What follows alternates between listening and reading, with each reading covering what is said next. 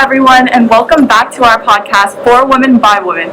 The goal of our podcast is to start meaningful conversations with women who are making a difference in their respective industries and paving the way for young women to follow in their groundbreaking path.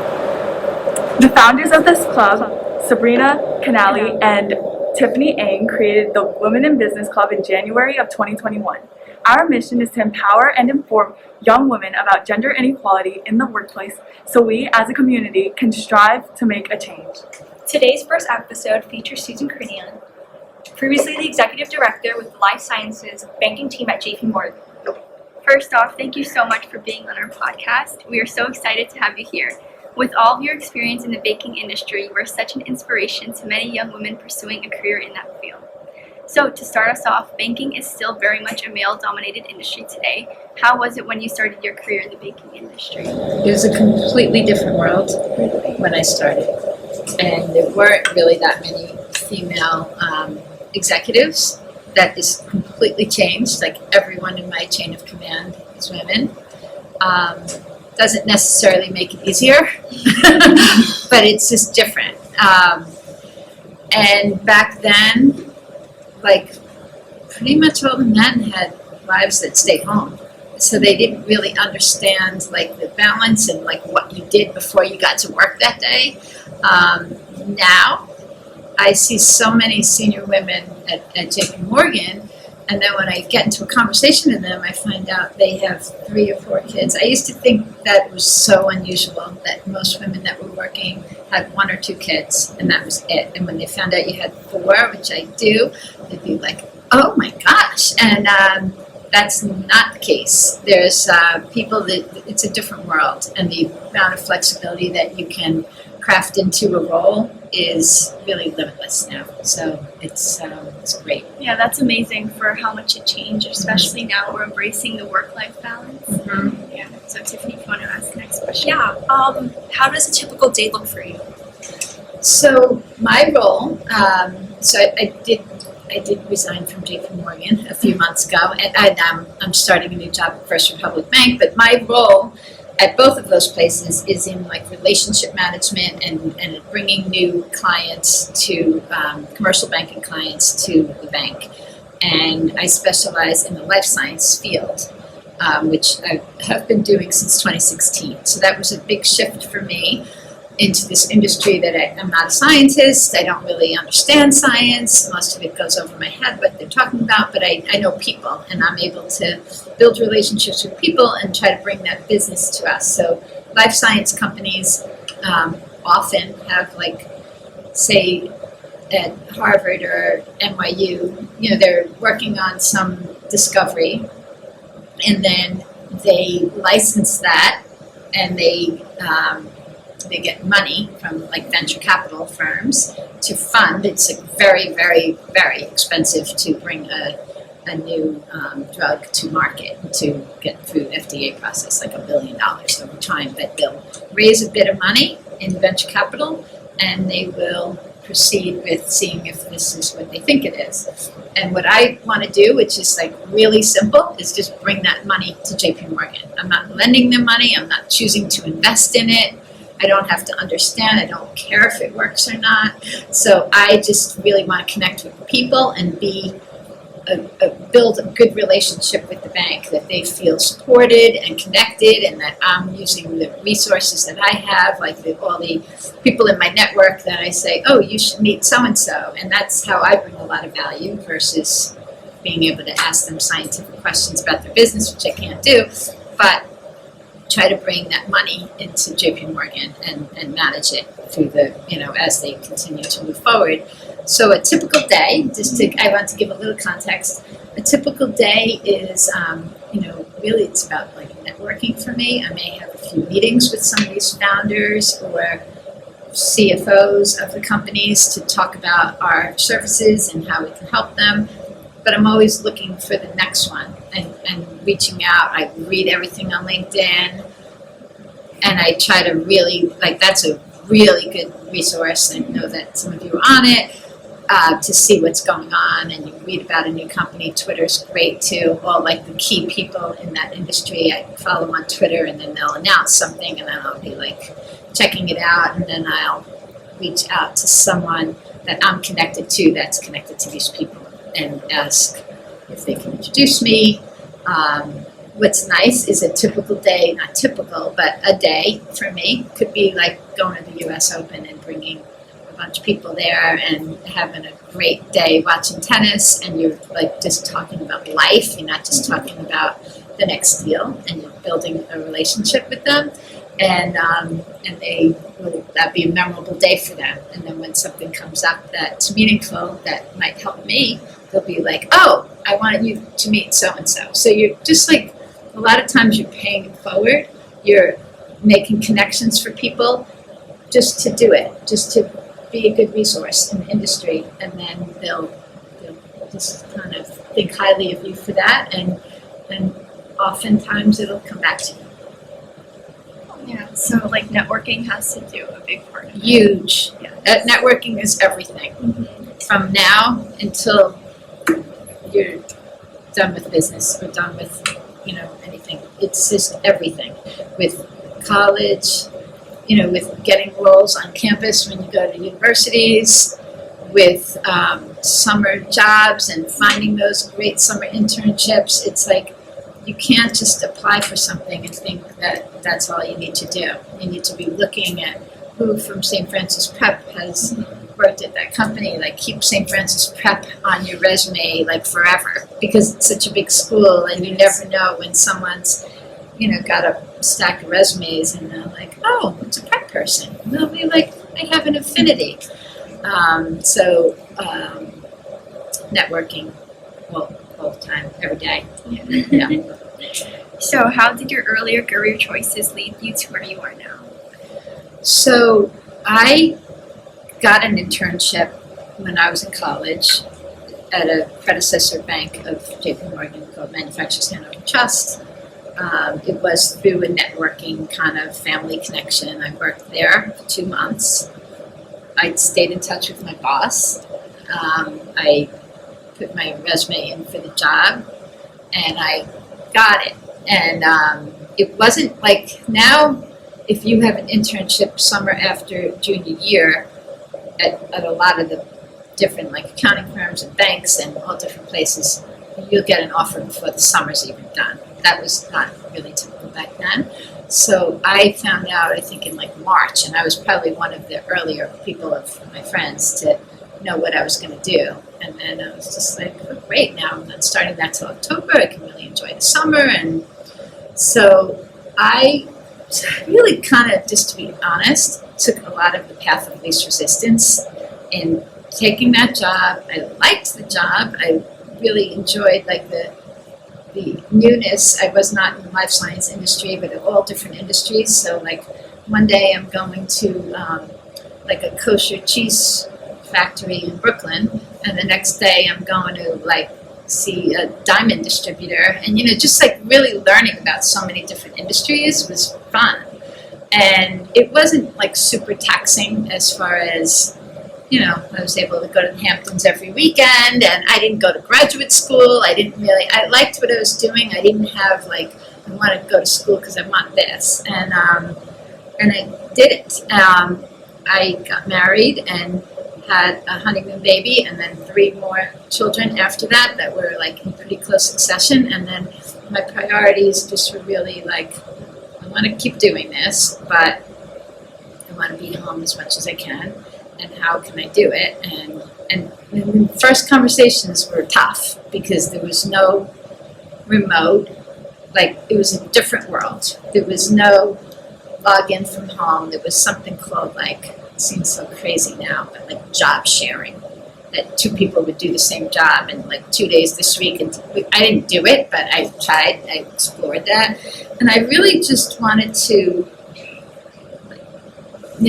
be a mom, have this work, which I liked but didn't love, and it was paying pretty decent for the stress level. And I didn't really take a lot of risks. I just kind of went, like I said, and that's definitely something I would have done differently if I was going to do it over. But like Laura said, I was a Girl Scout leader. I was on the school board for my kids' Catholic school. very involved. I have super close friends from the school community. You started your business. Okay, yes, I did. I did do I did that. not know that. I did do that too. That's Very true. successful business. Photography is a passion of mine that I wanted to do something. So banking, I think it's like kind of creative, some of the things I do, but back then banking was just banking, and I thought, well, photography is like, that's like my creative outlet, and if I start doing this, and my sister Jeannie like encouraged me a lot on doing it for money and not just like taking pictures of my friends' kids for communions and handing them off. So I did that, and I still do that as a separate thing.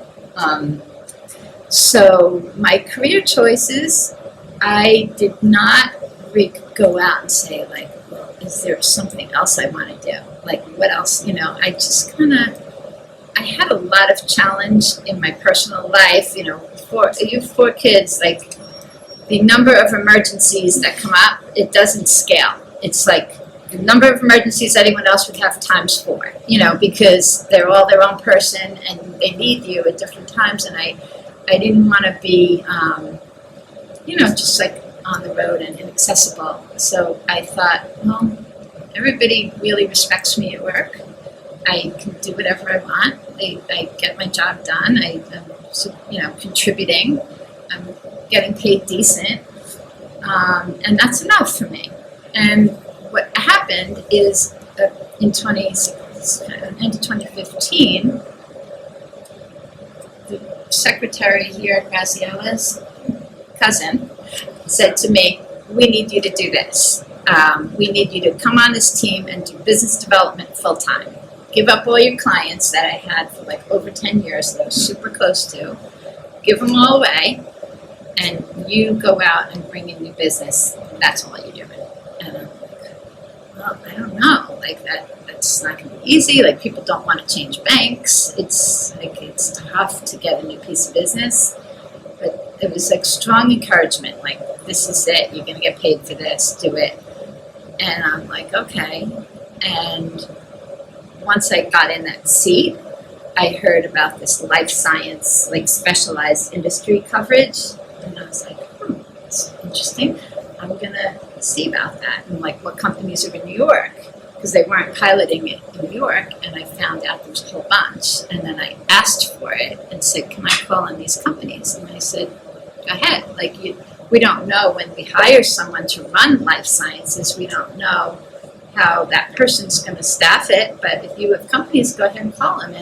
And I did, and I found my place then, because I am good with a network and like maintaining relationships and things like that. And in regular general banking, it's kind of like you've got these law firms and distributors. They might refer you a piece of business at one point. But in life sciences, there's always a new company being formed, and all the people in that industry are connected to each other one way or another. So if you do right and build these relationships, it just spreads into like, oh, you have to meet so-and-so, and they're doing this, and the business, it's really about, in the role I'm describing, it's about driving revenue and bringing new business in. It's not just about taking care of a client and making them happy. It's like bring him in. So I was able to do that to a much greater extent by developing this network. The guy who they brought in to run it was great, and I worked with him, helped him build it out, because he didn't come from inside the bank. I did, so he trusted my advice on like how to get things done in the bank, and that was great. And he left, and now I'm leaving too. So to a different place, but I'm really excited to. It's kind of another time where I wasn't looking to leave, but I wasn't really happy with some organizational changes that have taken place. I know this is being recorded along the way, and a recruiter reached out, and I took a call, and I was like interested and more interested. I had 12 interviews with the new bank I'm going to, and each one I'm like, oh, this is going to be great. Like this is really going to work for for the base of people I'm selling to and me, and it's much more entrepreneurial role where I'll be able to decide, like, how to entertain and how to, develop a business. So I'm super excited about it. But that gives you, the lesson there is, if I just stayed in my comfort zone the first time and said, no, Vinny, I just want to handle these clients and this is easy, I would have never discovered life sciences. And if I just stayed at JP Morgan and just said, no, I don't like everything that's going on, but I've been here for 35 years and however many more I want to stay, it'll be fine, which some of my friends were encouraging me to do. I'm like, you really want to start over now? You know this brand, you know everyone.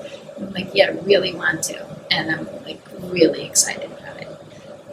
So I think that a woman I worked for many years ago was talking to interns, and her advice to them was, don't ever stay in a job long enough to feel super comfortable, because you're not really learning that and you're not pushing yourself. You should leave before you get super comfortable. And I was listening to her like, I'm not doing that. I was, like in retrospect, I think I could have done that more. So as aspiring women in business, what is the best career advice you have received? Well, I think you have to be yourself. I think be yourself, figure out, like, there's so many avenues in business. So if you just kind of say, oh, I want to be an accountant, or I want to be, just kind of take a path, think about what you actually want to do. And, like, what is an interest of mine? Like, maybe I'm really interested in tennis, but I want to be in business. Like, you can marry those two, and you can figure out a tennis angle in business and do what you love, but have a business career. Like, absolutely, I just picked that because I'm into tennis right now, but anything that you're interested in. If you're interested in, tell me something somebody's interested in. Baking. That's great.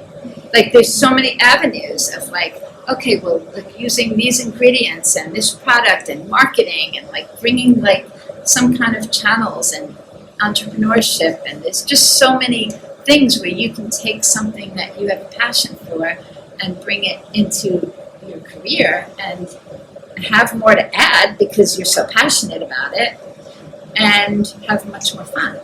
So I feel like there's a lot of room for that, and you should not just be thinking, like, how can I make money?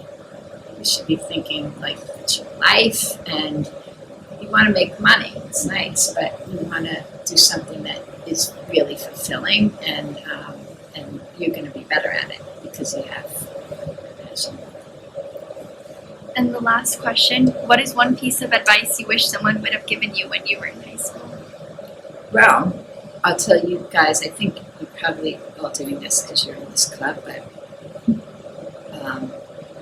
you need to start, like, building your resume, like, now for your job after college. Because what happens is a lot of times people will ask me to talk to their kid in, like, junior year, because they're like, oh, so-and-so, Johnny needs an internship, do you have any ideas for him? And then, like, you start talking to them, and they've been, and this is my kids included, they've been lifeguard for the last,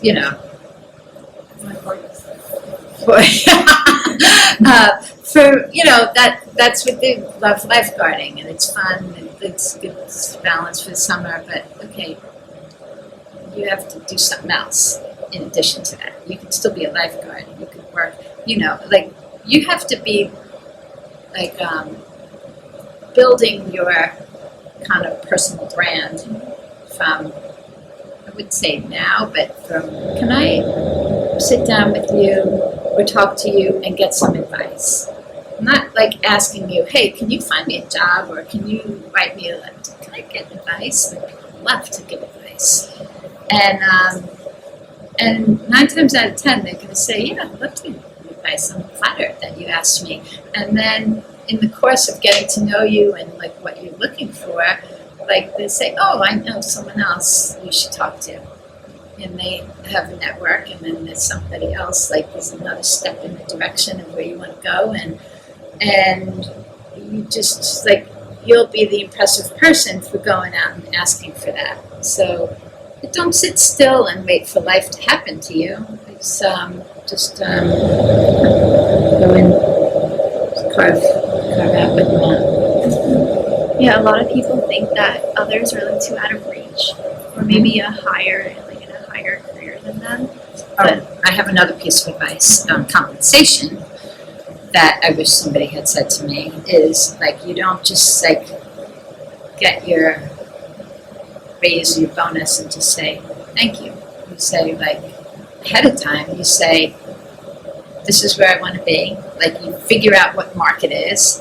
You don't necessarily stay in one place for your whole career. You talk to others at the market and see like what market is. Even if I love where I am and I want to be here, you have to know what people are being paid there. I didn't know. And I was like definitely, beyond, way below where I could have been, because when people move around and they jump and then somebody pays them to come here. And so you do your own research, you talk to people, even if you're like the happiest you could ever be in your job, you know what the value is for what you're doing by exploring externally. And then you have those conversations instead of just waiting until compensation day. When you find out what you're getting paid, you have those conversations way in advance of that, so that your chain of command like kind of knows what you're thinking. Can I ask you a personal question? Mm-hmm. Does your degree matter, or your experience matters much more? I'd say your experience matters much more. In business, though, because there's so many internships, I do think that in business, more than like say nursing or teaching, where you go to school can open doors, because companies come to recruit on that campus. A lot of times you're doing it anyway yourself. Your degree, your grades do matter, because most of the big companies are not going to even like take your resume, let you even fill out an application if you don't have, say it's a 3.2 or a 3.4, and there's so many kids that have it. It's like crazy. And to be honest with you, like I've done a lot of interviewing for our internship programs, and we see, so maybe bring in like 12 people for the day that already got past the campus recruiting. And they're here, and we have to select like maybe 3 of them. And they're all great.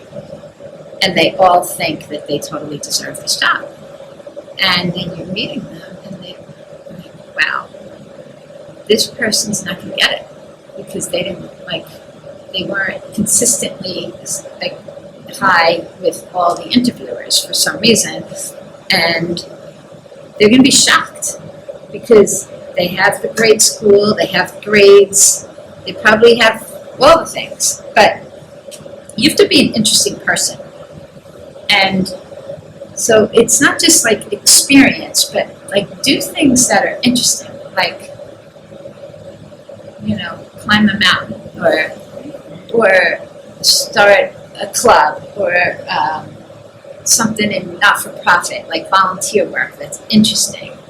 And do something that when you get in front of employers and you can tell a story about like perseverance or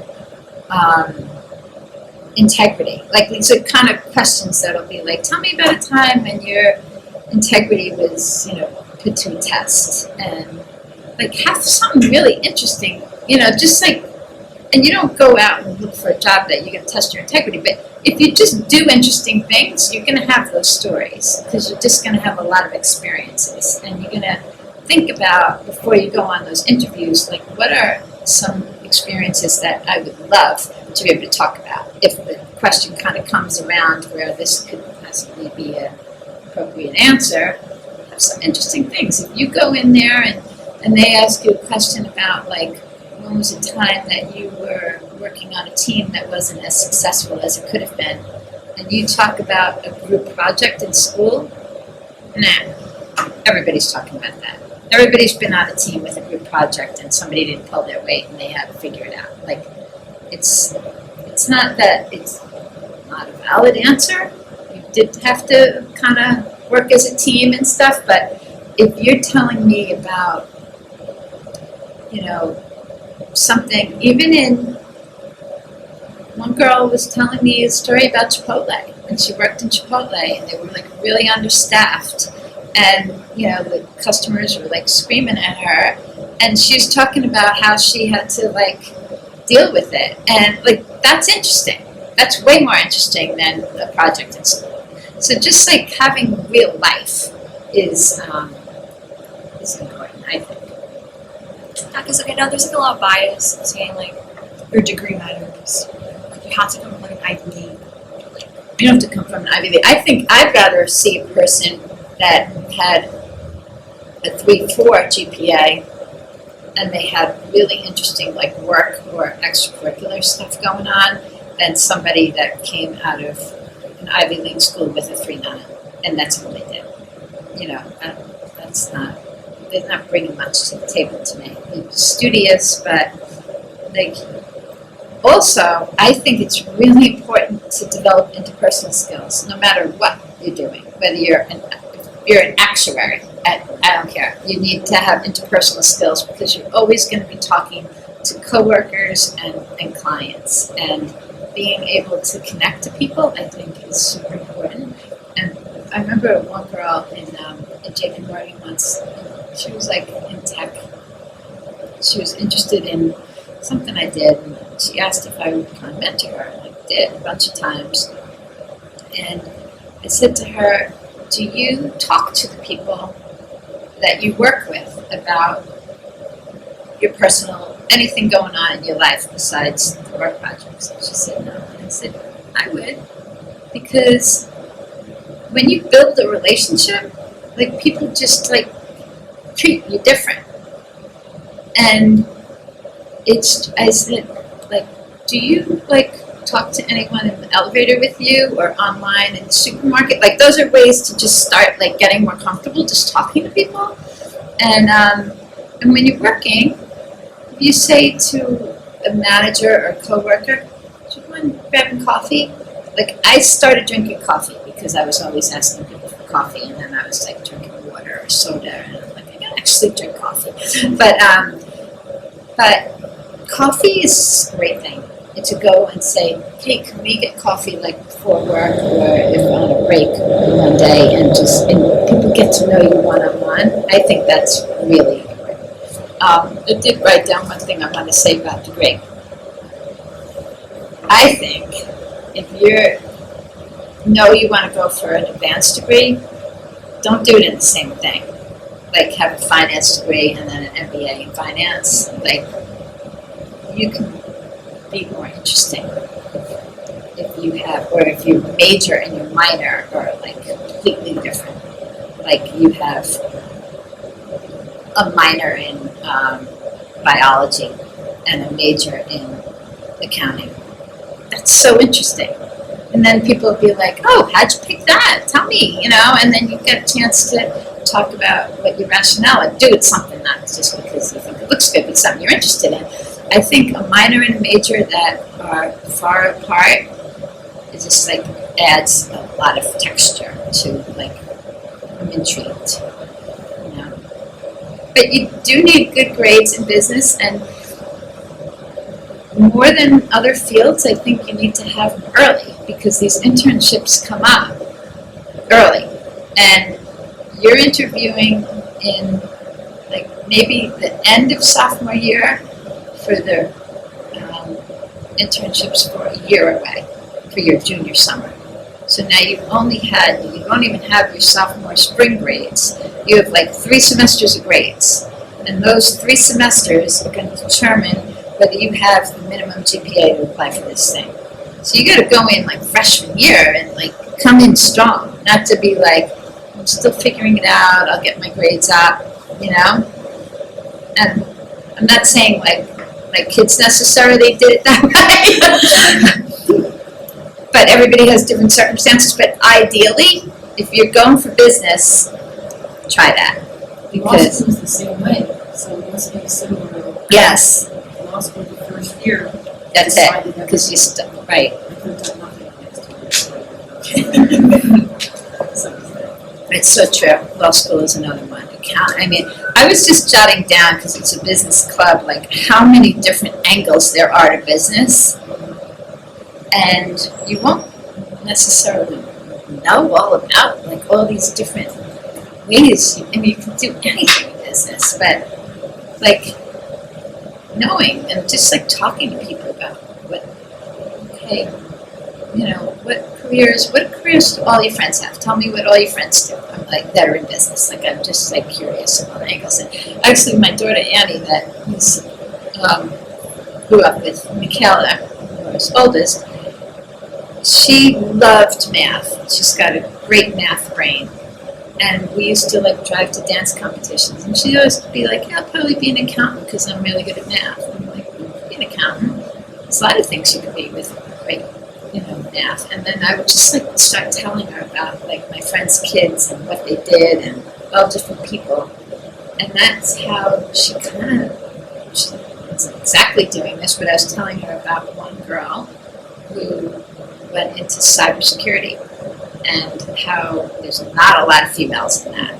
There's not a lot of females in coding or anything, and that, so there really isn't. And you have a lot of opportunities because they're all trying to like balance that.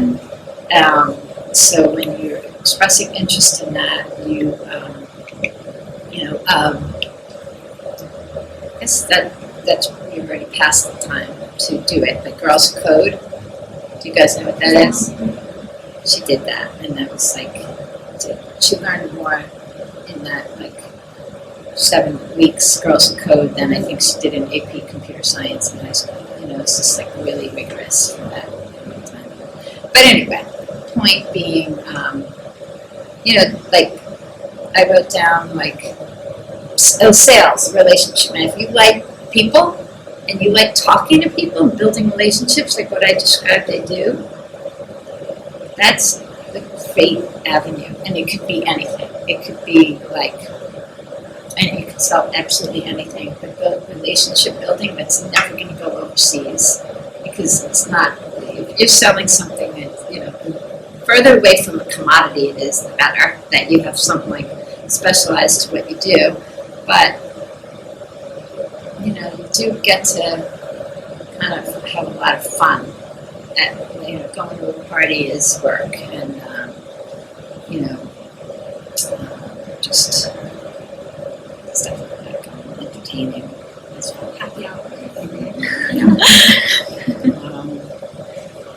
And Did you major in finance? I did. Was that like your first choice going into college? I had 1 semester in teaching, and then I was a teacher. I do think it would have been a path for me. Like I like doing stuff like this. But I don't know. I think it was like a really tough job market for teaching when I was making that decision, and I was seeing people struggle getting out. And I was like, I think I always had interest in business, and I started it, and then I never looked back. But You mentioned photography. Can you tell like a little more about your photography business? yeah, I was just always like doing it, taking pictures and interested in it, and like I said, like started.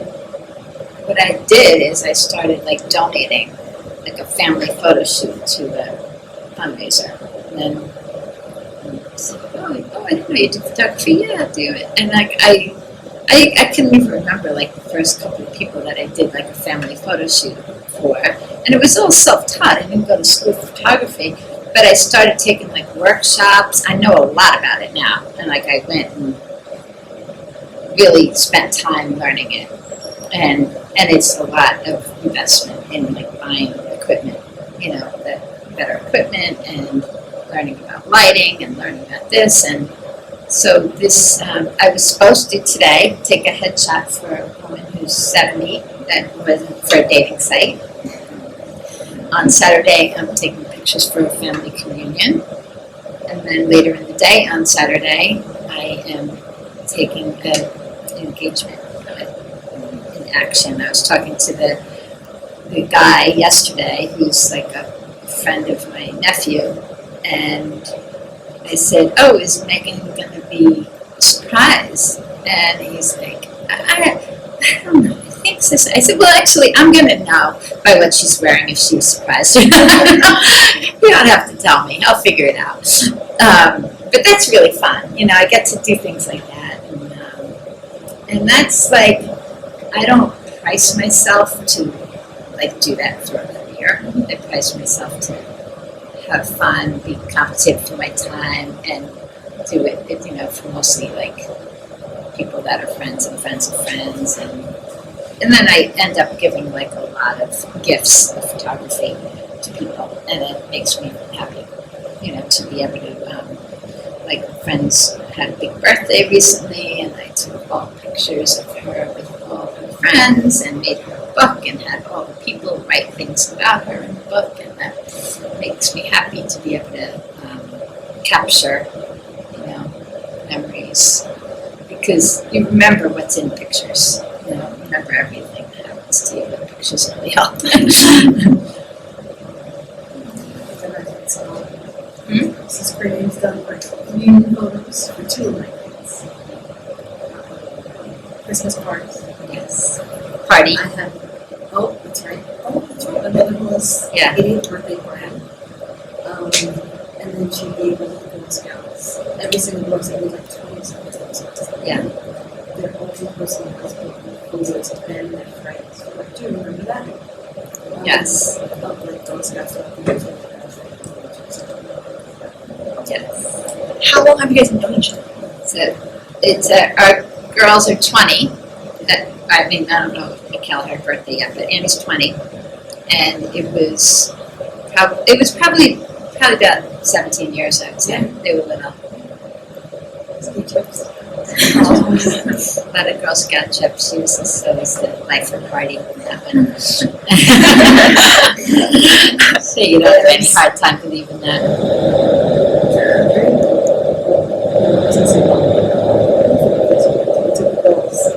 With what kinds?